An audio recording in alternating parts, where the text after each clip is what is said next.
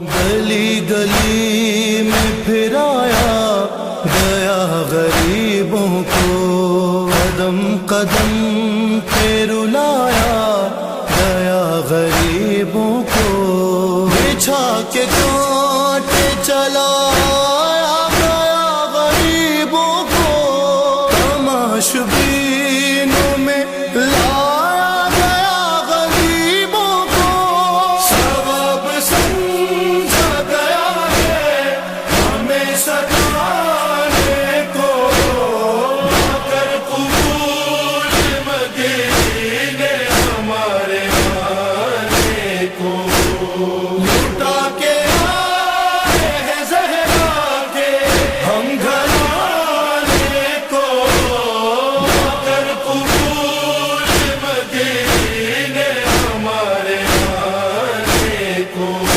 Syria میں پہلی مجلس، باقاعدہ مجلس، وہ تو اہل بیت تو ہر لمحے رو رہے تھے، لیکن باقاعدہ اہتمام کر کے زینب نے بپا کی، یزید سے شرط لگائی نا، پہلی کربلا میں پہلی باقاعدہ مجلس، ماں تو کربلا میں جس وقت سکینہ کے کولے لگ رہے تھے تب بھی وہ یا حسین کہہ رہی تھی، لیکن جو باقاعدہ مجلس ہوتی، صفحہ بچھا کے گھر والے بیٹھے، وہ 40 کے دن زینب لٹے قافلے کو لے کے آئی، 3 دن ہوئے، اور مدینہ منورہ کی پہلی مجلس کے لیے زینب مدینہ پہنچ رہی، رسول مدینہ پہنچے، یہ مجلس کا شروع جملہ تھا، زینب مدینہ پہنچی، یہ آخری جملہ۔ ایک بار کربلا سے 3 دن کے بعد یہ قافلہ چلا اور شہر مدینہ کی دیواریں نظر آئیں، ام کلثوم کی زبان پہ بے اختیار فریاد آ گئی، مدینہ تو جدنا لا تقبلینا، نانا کے مدینہ اب ہمیں قبول نہ کرنا، ہم تیرے اندر آنے کے قابل نہ رہے۔ کلثوم تو فریاد کر رہی ہے اور زینب جلال کی عالم میں سجاد سے مخاطب ہوتی ہیں، سجاد اب زینب شہر مدینہ میں نہیں جائے گی، ساری زندگی شہر کے باہر یہیں بیٹھ کر مجاور بن کے گزاروں گی۔ آج بھی مدینے میں وہ جگہ ہے، اگرچہ مدینہ بہت بڑھ گیا۔ سجاد امام ہے، سجاد امام وقت ہے، سجاد امام زمانہ، ہر ایک کو حکم دے سکتا ہے اور دیتا ہے۔ زینب کبریٰ کو کبھی کوئی حکم نہیں دیتے، زینب نے جو کہا امامت سر جھکا کے زینب کی خواہش پورا کرتی ہے۔ شام سے قافلہ چلا تھا، زینب نے کہا سجاد پہلے زندان شام میں اونٹ جائیں گے، سجاد نے اونٹوں کا رخ پھیر دیا۔ چلتے چلتے وہ جگہ آئی جہاں سے 2 سڑکیں جا رہی تھی، ایک مدینہ ایک کربلا، زینب نے کہا سجاد میں مدینہ نہیں جاؤں گی، کربلا جاؤں گی، سجاد نے قافلے کا رخ پھیر دیا۔ اور آج زینب نے، کلثوم تو ماتم کر رہی، زینب نے سجاد کو بلایا، کہا سجاد اب میں شہر میں جانے کے قابل نہ رہی، ساری زندگی شہر کے باہر یہیں رہوں گی، خیمے یہاں لگا دیے جا۔ اب زینب کی زندگی خیموں میں گزرے گی۔ سجاد زینب ہے، رباب تھی تو سجاد نے امام کے طور پہ حکم دیا تھا، یہ زینب ہے، حکم دیا اونٹ بٹھا لیے جائیں، خیمے لگا دیے جائیں، اور ہر بیوی اس طرح خیمے میں گئی جیسے اب ساری زندگی یہی رہنا۔ لیکن سجاد کو تو پتا ہے نا کہ ہمیں مدینہ جانا ضروری، سجاد خود حکم نہیں دینا چاہتے۔ ایک ہی طریقہ سمجھ میں آ رہا، اگر یہ جملہ توہین امام نہ، خاندان کے اگر بزرگ آ جائیں گے ان کو زینب انکار نہیں کر سکتی، مجھ سے تو کہہ سکتی ہے نا، لیکن اگر عباس کی ماں ام البنین آ کے کہے زینب بیٹی، کیا زینب ام البنین کو منع کریں گی؟ ایک ہی طریقہ سمجھ میں آیا، چنانچہ بشیر کو بلایا۔ ہماری جب عزاداری ہوتی ہے خالی عزاداری نہیں ہوتی، اس میں تبرکات بھی ہوتے ہیں، یہ بھی زینب کی سنت۔ شام میں جب آزادی مانگی تو شرط لگائی پہلے تبرکات دیے جائیں، تبرکات لے کے اس کے سائے میں عزاداری کی نا۔ آج مدینے میں بھی زینب تبرکات لے کے آئی، چنانچہ سجاد نے بشیر کو بلایا، کہا یہ علم لے کے محلہ بنی ہاشم چلا جا، اور صرف اتنا اعلان کر دے حسین کا قافلہ آ گیا، کوئی اور بات نہ کہنا، صرف اتنا کہہ دے محلہ بنی ہاشم۔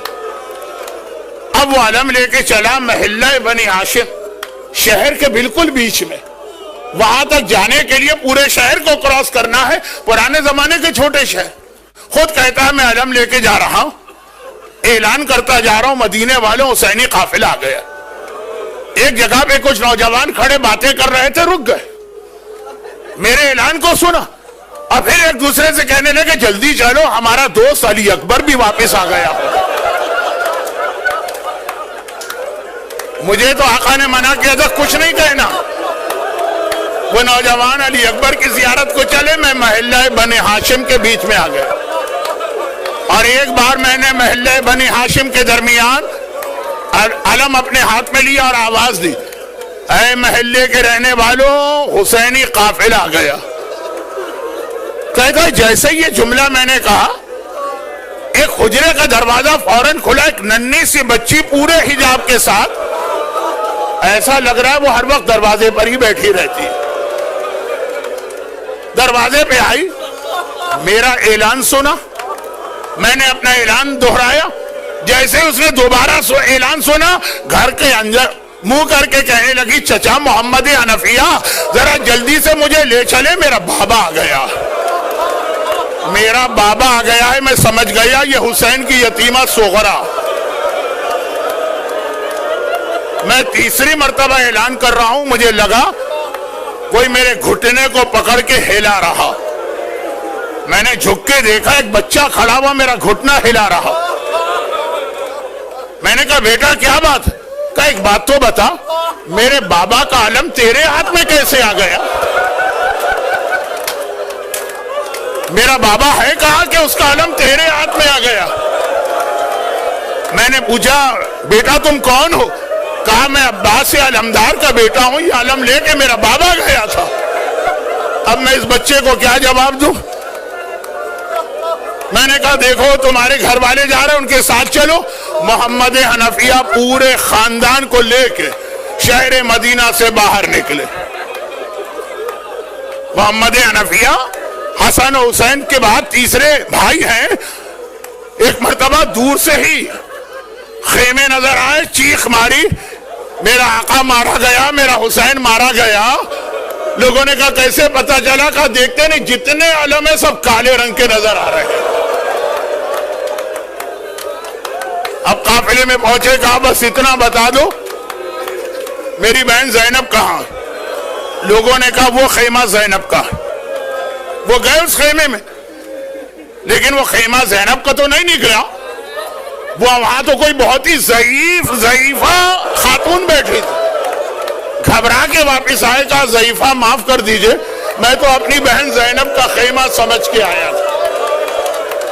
اور وہ ضعیفہ فریاد کرتی ہیں، بھائی محمد حنفیہ یہ کون سا دن آ گیا جو بھائی بہن کو نہیں پہچان رہا؟ انا زینب، انا زینب، انا زینب، میں ہی تو زینب ہوں. اور یہ جو سنا تو تڑپ کے کہا شہزادی آپ کی یہ حالت ہے؟ ارے میرا بھتیجا سجاد کہاں ہے؟ کہا کہ وہ خیموں کے باہر نظر آئے گا. باہر نکلے، چاروں طرف ڈھونڈ رہے ہیں، 24 سال کا کوئی جوان نظر آئے. وہاں تو کوئی جوان نظر نہیں آ رہا. ہاں ایک 70-75 سال کا بہت بوڑھا آدمی، سر کے بال سفید، داڑھی کے بال سفید، بھووں کے بال سفید، چہرے پہ جھریاں ہیں، کمر جھکی ہوئی.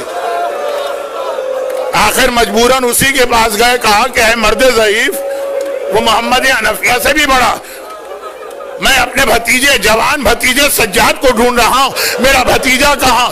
ارے وہ کہتا ہے انا علی ابن الحسین، چچا محمد حنفیہ، میں ہی تو آپ کا بھتیجا ہوں. میں نے گھبرا کے گلے سے لگایا، ادھر گلے سے لگایا. سجاد فریاد کرنے لگے، چچا ذرا آہستہ، ذرا آہستہ. میں نے کہا بیٹا کیا بات ہے؟ کہا چچا 1 سال تک جو خاردار توق گلے میں رہا تھا نا، اس کا زخم اب تک موجود ہے. محمد حنفیہ کہتے ہیں سجاد بیٹا یہ تیری کیا حالت ہو گئی ہے؟ سجاد نے کیا کہا؟ بس ایک لفظ کہا، چچا الشام، الشام، اور شام جوانی میں بوڑھا کربلا کے مصائب نے نہیں کیا ہے، وہ شام کے مصائب۔ آخری 2-3 جملے۔ زینب نے ایک عجیب منظر دیکھا، خاندان کی ساری بزرگ خواتین آئیں، نانی ام سلمہ ہیں، پھوپھی ام ہانی ہے، ماں ام البنین ہے، ساری خواتین آئی ہیں، صغرا بھی آئی ہے۔ اب باقی عورتیں تو آگے زینب کو پرسا بھی دے رہی، اب باتیں بھی کر رہی ہیں، صغرا نہ کہیں رک رہی ہے نہ کسی سے بات کر رہی۔ وہ ایک عجیب کام کرتی، پہلے رباب کے پاس گئی، گود میں جھانک کے دیکھا، پھر آگے بڑھی فروا کے پاس، پھر آگے بڑھی لیلا کے پاس، پھر آگے بڑھی فاطمہ کبریٰ کے پاس، پھر آگے بڑھی کلثوم کے پاس۔ زینب نے کہا صغرا بیٹی یہ کیا کر رہی ہے؟ ہر ایک کی گود میں جھانک کے کیا دیکھ رہی ہے؟ کہا پھوپھی اماں مجھے کچھ نہیں پوچھنا، مجھے پتا ہے میرا سارا گھرانہ مارا گیا، بس میرا اصغر بھیا تو زندہ ہوگا نا۔ اصغر کا کلیجے سے لگا کے ایک مرتبہ، آئے زینب کیسے بتائے صغرا تیرا اصغر تو بابا کی گردن میں 3 بھال کے تیر سے شہید ہوا۔ اور ادھر ام ہانی پھوپھی، ام سلمہ نانی، ام البنین ماں، زینب بیٹی شہر سے باہر نہیں، تمہیں ہمارے ساتھ محلہ بنی ہاشم چل۔ اب زینب کچھ نہ بولی۔ ایک بار محلہ بنی ہاشم پہنچی، لیکن کہا ایک بات میری مان لیجیے، میں پہلے گھر نہیں جاؤں گی، پہلے نانا کی قبر پہ سلام کرنے جاؤں گی۔ ساری مسجد خالی کرائی گئی، سارے مرد نکالے گئے، مسجد بند ہوئی۔ زینب نانا کی قبر پہ پہنچی، کہا نانا اپنی نواسی کا سلام تو لے لے، اور یہ بھی دیکھ لے تیری نواسی، تیری امت نے ہمیں تحفے کیا دیے ہیں وہ لے کے آئی ہے۔ یہ کہے کہ ایک مرتبہ ایک کرتا نکال کے قبر رسول پہ پھیلایا، قبر رسول سے چیخ چیخ کے رونے کی آواز آنے لگی۔ کہا نانا تو نے پہچان لیا یہ میرے حسین کا وہ کرتا ہے؟ کرتا بھی تیروں سے چھلنی۔ لیکن نانا یہ منظر دیکھ کے اتنا رو رہا ہے، کاش میرے لیے ممکن ہوتا تو میں تجھے یہ بھی دکھاتی میری کمر پہ کتنے کوڑے لگے۔ تیری زینب کوڑے کھاتے کھاتے پورے راستے گئی ہے۔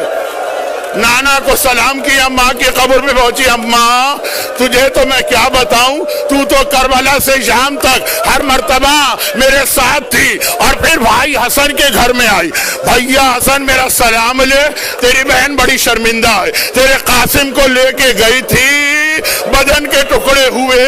زینب ہر ایک کو سلام کر رہی ہے، آئیے ہم بھی سلام کریں انہیں کربلا کے خاک نشینوں پہ، ہمارا سلام بھی ہو، ہم سوگواروں کا سلام، سلام خاک نشینوں پہ سوگواروں۔